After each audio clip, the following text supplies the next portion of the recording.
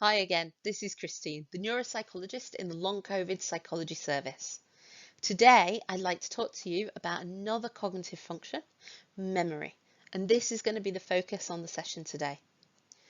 The aim of this video is to explain the different stages required to retain a memory, to talk about the different types of memory and how memory is organized, and to have a think about the differences between these types of memory.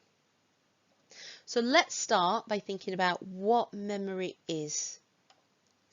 Memory is the process of taking in information, processing that information, storing it for later, and then recalling that information when we need it, even if this is years after the fact.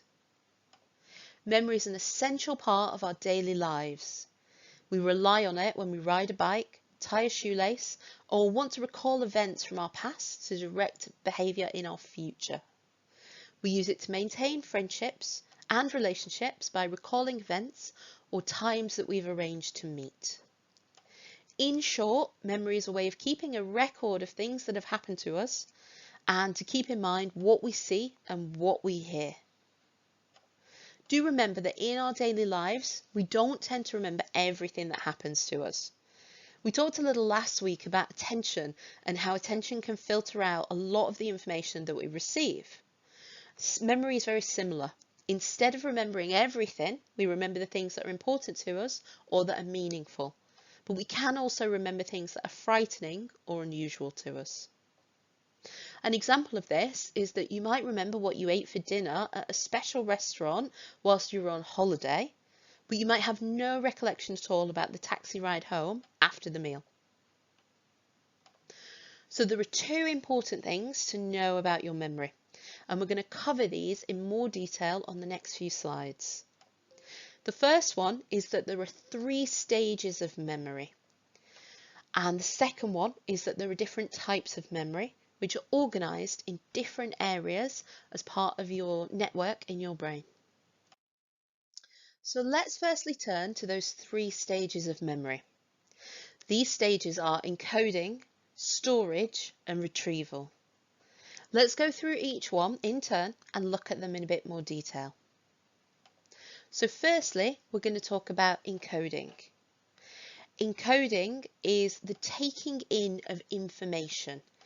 It's the initial learning of that information, of processing it and holding it in mind. It's a crucial first step in creating a memory, and we encode huge amounts of information in our daily lives without really needing to give it conscious thought or think about it in detail. So next we have the storage process. Storage allows us to preserve the information we need to keep over time. We can keep this information for a really long time, so it can be minutes, but it can also be up to decades later. Successful storage relies on careful organisation of information, depending on the type of information that we're trying to remember. If you imagine that we just had one big folder that was entitled memories in the brain, we wouldn't be able to find anything. So organising this information within our brain network helps us to find the information efficiently when we need it. Finally, let's have a look at retrieval. So the retrieval aspect of memory involves finding those memories and getting them out of storage as and when we need them. You'll have likely come across the phenomenon of not being able to remember something when you need it. We call this the tip of the tongue phenomenon, which is a temporary inability to retrieve information even though we know it's there. It's that feeling when you have information really on the tip of your tongue and you know it's about to come to mind, but you can't quite retrieve it at that moment.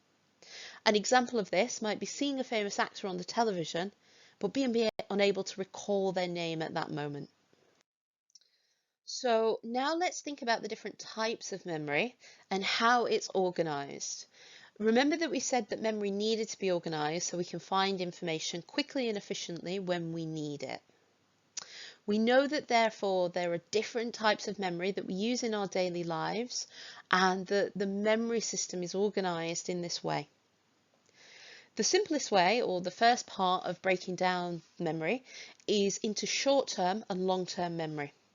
So short-term memory is our memory for things that we've recently learned or information that we need to keep in mind for just a really brief period of time.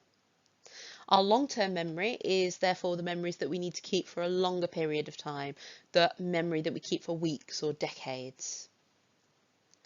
Long-term memory can then be further split down into what we call implicit and explicit memory.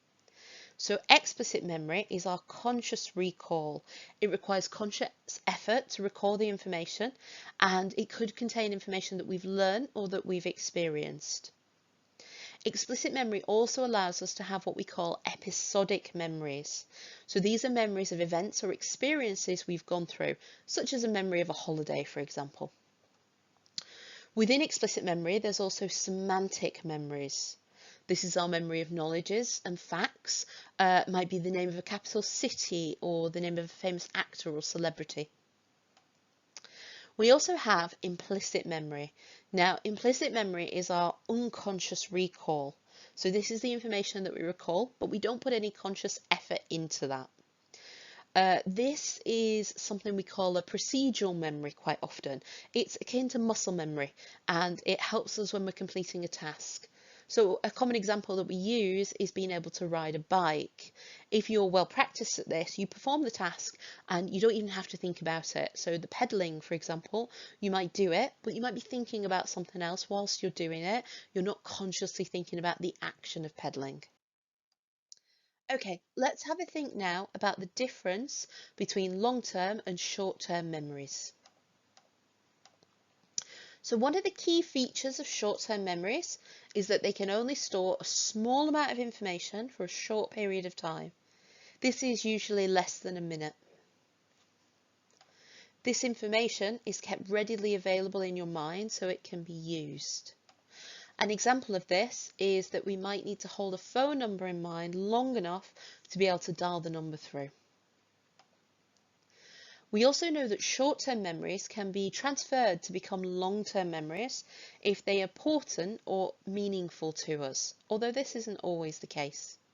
For example, if you're introduced to a new work colleague, you may need to recall their name again very soon after that introduction, but you also probably need to keep it in mind for the entire period that you're working there. So let's move on now to long-term memory. In contrast to short-term memory, your long-term memory can store a huge amount of information, and this can last up to a lifetime. Long-term memories are formed by transferring information that have been encoded into short-term memories into your long-term storage. Important or more meaningful short-term memories are usually the ones that are transferred into long-term storage. And as we've discussed on the previous slide, there are different types of long-term memory, and these help the brain to organize this information for when you need to retrieve it later. So for the last part of this video, let's have a think about the different types of long-term memory. If you recall, long-term memories can be explicit or implicit. So let's get started with explicit memories. Some examples of explicit memories might be the things you need to consciously recall. So your past birthdays, might be holidays that you've been on, important events from your life like your wedding day or the birth of any children, names of capital cities, items that you've put onto your shopping list, or birth dates of your families and friends. Implicit memories are those memories that we don't consciously recall. So this could be things like knowing how to use a kitchen utensil. Could be when you get dressed in the morning and remembering how to put on your clothes. Could be finding your way around a familiar place. Knowing how to boil water. Driving a car. Song lyrics that you know really well. Or how you brush your teeth. So in summary, memory is a complex construct that impacts many facets of our daily lives. There are 3 stages to memory, which is encoding, storage, and retrieval.